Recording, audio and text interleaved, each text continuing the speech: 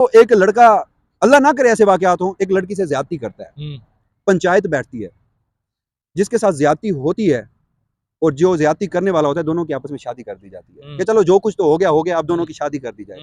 तो कॉन्स्टिट्यूशन के साथ भी ये सब कुछ करने वालों की आज आपस में मुलाकात तय करा दी गई है। अस्सलाम वालेकुम, मेरा नाम नासिर बडानी है। आप मेरा फेसबुक पेज और यूट्यूब चैनल देख रहे हैं। आज बहुत बड़ा फैसला आ चुका है इलेक्शन के हवाले से। जनरल इलेक्शन जो है वो होने जा रहे हैं। 11 फरवरी बरोज़ एतवार का दिन जो है वो मुंतखब कर लिया गया है। आज चीफ जस्टिस काजी फ़ाइज़ ईसा साहब ने बहुत बड़ा फैसला दिया है और आइन की धज्जियाँ उड़ाने वालों के लिए जो है वो बहुत जो है वो परेशान कुन सूरत हाल है, जिन्होंने गैर आइनी जो है वो निगरान हुकूमतों को बिठाए रखा इतने इतने टाइम से। आज हमारे साथ वसीम मलिक साहब मौजूद हैं। सारा दिन इन्होंने इस केस को कवर किया है। जानते हैं इनसे। आज ये खुश नज़र नहीं आ रहे, काफ़ी मायूस नज़र आ रहे हैं। क्या वसीम साहब, क्या मसला है? काजी साहब से कोई इशू है? क्या मसला है आपको? आज आप खुश नज़र नहीं आ रहे। देखिए, अभी आपने अपने इंट्रो में कहा कि जो वो आइन की धज्जियां उड़ाने वालों के खिलाफ बड़ा फैसला आ गया। मैं तो ये समझता हूँ कि सुप्रीम कोर्ट ने 3 रुकनी बेंच ने बैठ के आइन की धज्जियां उड़ाई हैं आज की। वो कैसे? वो ऐसे कि इस वक्त इलेक्शन कमीशन ऑफ पाकिस्तान जो अपने कॉन्स्टिट्यूशनल मैंडेट से, जिसमें सदर मुमलिकत से उन्होंने मुशावरत करनी थी और इंतखाबात के हवाले से तारीख देनी थी, वो आज से यानी समात में जब वक्फा हुआ उससे कबल मुशावरत करने का ख्वाह ही नहीं था, मुशावरत नहीं की। जितना अरसा सदर मुमलिकत ने आज से 2 माह पहले इलेक्शन कमीशन को एक खत लिखा, इलेक्शन कमीशन ने कहा कि मैं आपसे मुशावरत करने का पाबंद नहीं हूँ। इलेक्शन में अब तक जितनी भी ताखीर हुई है, 90 रोज़ की जो एक वो कॉन्स्टिट्यूशनल बॉन्डिंग थी वो ख़त्म हुई है, तो उसमें क्या इलेक्शन कमीशन ऑफ पाकिस्तान का किरदार नहीं है? अगर इलेक्शन कमीशन ऑफ पाकिस्तान 2 महीने उस अपने कॉन्स्टिट्यूशनल मैंडेट की खिलाफ वर्जी करते हुए समात में वक्फे के बाद आकर बता देता है जी हम सदर मुमलिकत से मिलने के लिए तैयार हैं, और अदालत उज़्मा मान लेती है कि जी जाएँ, बहुत अच्छे बच्चे बन जाते हैं कि जाएँ जी अटॉर्नी जनरल साहब, आप किसी तहरीरी हुक्मनामे का इंतजार ना करें, आप जी कॉन्स्टिट्यूशन का वो जो ऐवान सदर है उसका दरवाजा खटखटाएं, आप मिलिट्री सेक्रेटरी को फोन करें, आप आज ही मुलाकात करें। मतलब इससे पहले जो आइन की खिलाफ वर्जी होती रही है उस पर कोई पूछ गुछ नहीं होगी। उससे बाद सदर मुमलिकत ने अपने आइनी मैंडेट्स की खिलाफ वर्जी करते हुए इलेक्शन की तारीख नहीं दी थी। उसके ऊपर आर्टिकल 6 लगना है, उसकी खिलाफ वर्जी पे जो सजा होनी है वो मैंने आपने देखने वालों ने नहीं देनी, इसी मुल्क के सबसे बड़े आइनी इदारे अदालत उज़्मा की एपलेट जो अदालत है आपकी, जो आपकी कॉन्स्टिट्यूशनल अदालत है, उसने देनी है ना, नहीं दी गई। दोनों गलतियों को भूल कर जाकर पंचायत का किरदार अदा, पंचायती होते हैं ना, देखिए मैं यहाँ पर मिसाल वो देना नहीं चाहता, लेकिन आसान आपके ऑडियंस के लिए समझ आएगी आपको। हम बदकिस्मती है, हमारे भी साउथ पंजाब में, इंटीरियर सिंध में इस तरह की बड़ी मिसालें होती हैं। वो सदर मुमलिकत को कौन सा आइनी इस्तिस्ना हासिल है कि वो आइन की धज्जियां उड़ाते रहें और अदालत उज़्मा या कोई भी उसे पूछने वाला ना हो, इलेक्शन कमीशन से कोई पूछने वाला ना हो। अच्छा, मुझे तो नजरे जरूरत है ना, डॉक्ट्राइन ऑफ नेसेसिटी है। इमरान खान भी तो गिला कर चुके हैं सदर साहब से, जो है वो ज़्यादा खुश दिखाई नहीं देते। उन्होंने कहा है कि वो सदर मुमलिकत ने अपनी आइनी जिम्मेदारी पूरी नहीं की, इनको जो है वो ओहदे पे नहीं रहना चाहिए, ये भी उन्होंने कहा है इस लेकिन वही इमरान खान साहब के वकील जो थे वो शायद इमरान खान साहब से फिर हिदायत लेकर नहीं आए। सेनेटर अली जफर साहब है, बड़े जबरदस्त कानूनदान है, उनकी क्रेडिबिलिटी पे कोई डाउट नहीं है, मगर आज वही अदालत उज़्मा में आकर कहते ना कि सदर मुमलिकत ने अगर कॉन्स्टिट्यूशन को वायलेट किया है तो लगाए उनके ऊपर आर्टिकल 6। अदालत ने बार बार पूछा, काजी फायजी साहब बड़ा वो अजरा है तफन्नुन, उनको उस तरफ लेकर जाना चाह रहे थे कि जी आर्टिकल 6 लगाएं, तो कहते हैं कि लगना चाहिए आर्टिकल 6, नहीं लगाया। तो फिर पाकिस्तान तहरीक इंसाफ को भी अपना वही सदर अजीज है ना जो अब तक कॉन्स्टिट्यूशन को वायलेट करता रहा है। नजरिया जरूरत के तहत आज एक फैसला दिया गया है, पंचायत का किरदार अदा किया गया है और हम सब खुश हैं जी, वो जी हो गया, फैसला हो गया। लेकिन एक और टेक्निकल बात है कि इंतखाबात की तारीख अभी 11 नहीं है, 11 इलेक्शन कमीशन ऑफ पाकिस्तान की तरफ से तजवीज़ की गई है। अब जो सदर मुमलिकत से मुलाकात होगी, मुमकिन तौर पर 11 तारीख इसलिए दी गई है क्योंकि 29 जनवरी को वो जो इंतखाबी स्केजुअल, हल्का बंदियाँ, ईच एंड एवरीथिंग, तमाम मामला खत्म हो जाएंगे और उसके बाद इलेक्शन कमीशन इंतखाबात करवा सकता है। और इतवार के दिन को प्रेफर किया जाता है ताकि ज़्यादा से ज़्यादा पाकिस्तानी जाएँ, अपना वोट हक़ राय दे इस्तेमाल करें।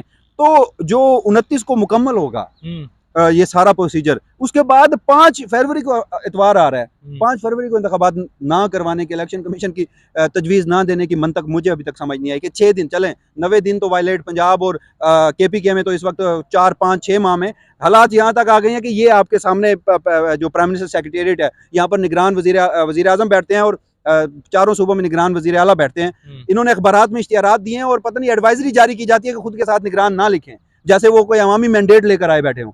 तो यहाँ भी आज वही सूरत हाल हुई है, कोई पूछने वाला नहीं है। और काजी फायजी साहब बड़ा practice and procedure act, practice and procedure act, practice and procedure act, अपने आते ही 1 महीना उसके ऊपर लगा दिया मसूफ ने।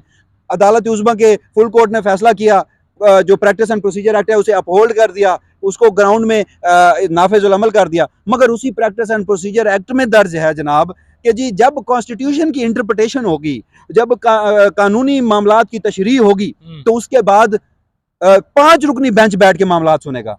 3 रुकनी बेंच बैठ के किस कैपेसिटी में मामला सुन रहा था इलेक्शन के? आइन का आर्टिकल 224 की क्लास 2 इंतखाबात होने हैं, उसकी इंटरप्रिटेशन भी हो गई। सदर मुमलिकत तारीख देंगे नहीं देंगे, कंट्रोवर्सी हुई, इलेक्शन कमीशन को वहां भेज दिया। आइन के आर्टिकल 48 की झैली शिक 5 की भी खिलाफ वर्जी हो गई, इंटरप्रिटेशन हो गई, इंटरप्रिटेशन हो गई, और 3 रुकनी बेंच ने बैठ के की। कहाँ है practice and procedure act? Justice Athar Minallah बड़े बैठ के आज मोअज़्ज़िज़ जज हैं, बड़े जबरदस्त शानदार फैसले हैं। वो आज कह रहे थे जी कि मैंने वो जो 90 दिन में वो अपने आप को बेंच से अलग किया था इसी सुप्रीम कोर्ट में, जो फरवरी में अज खुद नोटिस बंदियाल साहब ने लिया था, साबिक चीफ जस्टिस हैं वो जी, इस वजह से कि वो मामला लाहौर हाई कोर्ट में पेंडिंग था, मैंने इसलिए खुद को बेंच से अलग कर लिया। तो ये इंतखाबात वाला मामला इस वक्त पेशावर हाई कोर्ट में पेंडिंग है, करें ना खुद को बेंच से अलग। अच्छा, आप फरवरी में इलेक्शन होते हुए देखते हैं, क्या इनके फैसले पे जो है वो अमल दरामद होगा, या जिस तरह से पहले बंदियाल साहब जो है वो ऑर्डर दे चुके हैं लेकिन खुली वायलेशन की गई, सब ने देखा और आइन की जो है वो धज्जियां उड़ाई गई, इस दफा क्या देख रहे हैं कि फरवरी में भी इंतखाबात होते हुए देख रहे हैं, या ऊपर से कोई ऑर्डर आएगा तब? फरवरी में इलेक्शन होंगे, सुप्रीम कोर्ट अपना किरदार अदा ना भी करती, फरवरी में इंतखाबात होने थे। जो जो मामलात गेन करना चाह रहे थे वो सब हो चुके, फरवरी में इंतखाबात होने थे। हम आज इंतजार कर रहे थे बैठ के, क्योंकि सारा कुछ प्री प्लान था कि समाज का आगाज होगा। वो गुज़श्ता समाज पर नोटिस किया हुआ है, इलेक्शन कमीशन ने फैसला कर लिया कि वो फलां तारीख देंगे, और उस फलां तारीख में आकर 15 मिनट में केस खत्म हो जाएगा। मगर हमने देखा कि इलेक्शन कमीशन बड़ा अच्छा बच्चा बन के बैठा रहा। 3 रुकनी बेंच मामलात को कभी इस तरफ डीरेल करे, कभी उस तरफ डीरेल करे। जस्टिस अतर मिनुल्लाह और जस्टिस काजी फायजीसा के चेहरों पर मानी खेज मुस्कुराहट, आपस में गपशप भी लगा रहे हैं, सवालात भी पुट कर रहे हैं, पूरा एक माहौल बना दिया जी। संजीदा नहीं नजर आ रहे थे, देखिए प्री प्लान था ना, पूरा एक माहौल बना दिया, सबको सुन लिया। उसके बाद इलेक्शन कमीशन आया, इलेक्शन कमीशन ने भी आगे कोई उसमें कहा कि हम इंतखाबात नहीं करवा सकते हैं, अब तक क्यों नहीं करवाए। अच्छा बच्चा बनकर 11 फरवरी की तारीख दे दी, और उसके बाद कहा गया कि नहीं जी वो सदर मुमलिकत से मुलाकात नहीं करेंगे। जब फिर कहा गया मुलाकात करें, वापस आके मुलाकात कर ली। तो सर अगर ऐसे ही अदालती मामला चलाने हैं तो एक और नजरिया ज़रूरत मौलवी तमीज़ुद्दीन केस में जस्टिस मलिक मुनीर ने शुरू किया था। काजी फायजीसा ने अपनी तकरीरों में अपने उन्होंने जो मुख्तलिफ नोट्स लिखे, उसमें जस्टिस मलिक मुनीर की रूह को बहुत कोसा, और जस्टिस AR कॉर्नेलियस जिन्होंने इस नजरिया ज़रूरत के फैसले के खिलाफ अपना एक एहतजाज किया था और उस हक में फैसला नहीं दिया था, उसे पाकिस्तान का एक नादहिंदा बनाया, और पता नहीं कितनी मिसालें दी। मगर आज बैठ के प्रैक्टिस एंड प्रोसीजर एक्ट की भी खिलाफ वर्जी हो गई, नजरिया ज़रूरत के तहत फैसले भी दिए गए, अदालत उज़्मा पंचायत भी बन गई। आप और मैं बैठ के यहाँ पर खुश हो रहे हैं कि इंतखाबात की तारीख मिल गई है। तो अब क्या लगता है कि इंतखाबात शफाफ होंगे? ये क्या इस तरह का कोई ऑर्डर भी जो है वो हुआ है, या क्या इसमें देखते हैं कि वज़ीर आज़म जो है वो किसको देख रहे हैं अगली दफ़ा? आप इतने मासूम न बने, ये सवाल आप मुझसे पता नहीं क्यों पूछना चाहते हैं। आपने ही मुझे बताया था कि नवाज शरीफ अगले वज़ीर आज़म है। मुख्तलिफ नशिस्तों में आपने मुझे बताया था कि नवाज शरीफ अगले वज़ीर आज़म है। मुख्तलिफ नशिस्तों में आपने मुझे बताया था कि आपकी इस्टेब्लिशमेंट ने यह फैसला कर लिया है कि नवाज शरीफ अगले वज़ीर आज़म है। मुख्तलिफ हमारी नशिस्तों में सुने, मुख्तलिफ हमारी नशिस्तों में आपने मुझे ये भी बताया कि जो नवाज शरीफ को प्रोटोकॉल मिल रहा है, जो इस्टेब्लिशमेंट आगे बढ़कर, आपकी फौजी इस्टेब्लिशमेंट आगे बढ़कर नवाज शरीफ को मुल्क का वज़ीर आज़म बनाना चाहती है, ये सारी बातें, ये सारी खबरें आप मुझे बता के और फिर आप मुझसे ये सवाल पूछ रहे हैं, तो माज़रत के साथ आप जैसे वहाँ अदालत उज़्मा ने आज कॉन्स्टिट्यूशन के साथ किया है, वही कुछ आप मेरे साथ कर रहे हैं। अच्छा जी, आज के इस व्लॉग को यहीं पे ख़त्म कर रहे हैं। अपना और अपने इर्द गिर्द के लोगों का ढेर सारा ख्याल रखिएगा। अल्लाह निगहबान।